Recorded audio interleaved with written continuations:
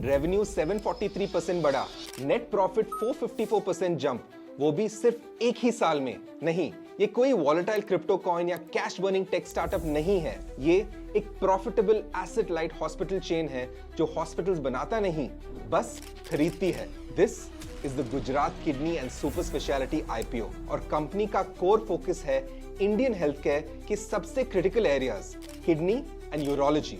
I am Jeff Curtis और अगले 5 minute में मैं आपको इस कंपनी की unique asset light model, RHP के एक्सप्लोसिव ग्रोथ नंबर्स, इस मॉडल के हिडन रिस्क्स और क्या ये टर्शरी हेल्थ केयर प्लेयर आपके रेडार पर होना चाहिए वो बताऊंगा। कंपनी शुरू हुई 2019 में Vihan medicare, later rename to Gujarat kidney and super speciality.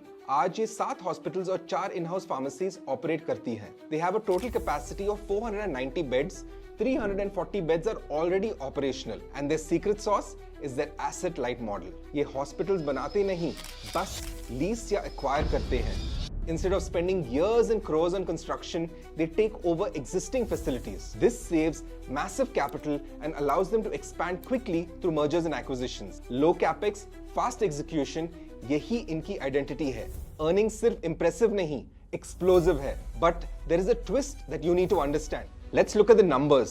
Revenue from operations jumped sharply from just 4.77 crores in FY24 to a massive 40 crores in FY25. EBITDA grew from 1.95 crores to 16.5 crores in the same period, and net profits jumped nearly 5x from 1.7 crores to 9.5 crores. Now, here is the reality check. This massive 700 to 800% jump is primarily inorganic growth.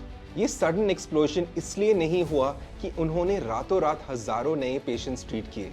It happened because they acquired existing hospitals and consolidated their financials into the company's books. Even while digesting these acquisitions, they remained highly efficient. Their EBITDA margins remained rock steady at 41% for both FY24 and FY25. Even the PAT margins are healthy at 23.6% in FY25. Momentum abhi bhi strong hai.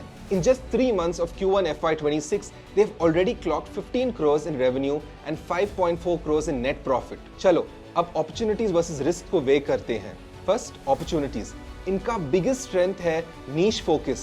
Kidney और urology जैसे critical segments में high margins और sticky patients होते हैं। Plus इनका asset light model ये hospitals बनाते नहीं, सिर्फ एक्वायर करते हैं। और आईपीओ फंड्स का use clear mergers and acquisitions के लिए है जो इमीडिएट ग्रोथ लाएगा। पर सावधान रहिए, valuation is at 60x PE, पर it's priced a little higher compared to its peers.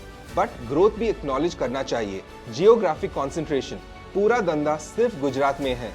Execution risk, you are betting on management skills. नई एक्विजिशंस को इंटीग्रेट करके तुरंत प्रॉफिट निकालना चैलेंजिंग हो सकता है। अब आईपीओ डिटेल्स की बात करें। It opens on the 22nd of December till the 24th of December, and it's expected to list on the 30th of December. Company market से टोटल 250.8 crores रेज कर रही है। सबसे पॉजिटिव बात, ये पूरा का पूरा फ्रेश इशू है। सारा पैसा सीधा कंपनी की ग्रोथ में जाएगा। प्राइस बैंड 108 से 114 पर शेयर सेट किया गया है।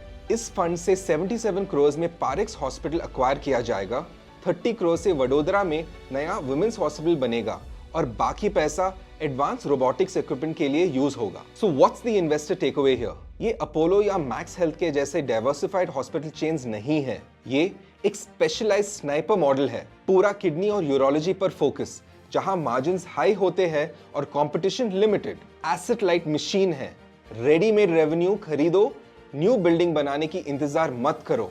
Health care growth story strong है, पर याद रखो ये एक एग्जीक्यूशन प्ले है। आप मैनेजमेंट की कैपेबिलिटी पर बेट कर रहे हो कि वो नए हॉस्पिटल्स को प्रॉफिटेबली इंटीग्रेट कर पाएंगे।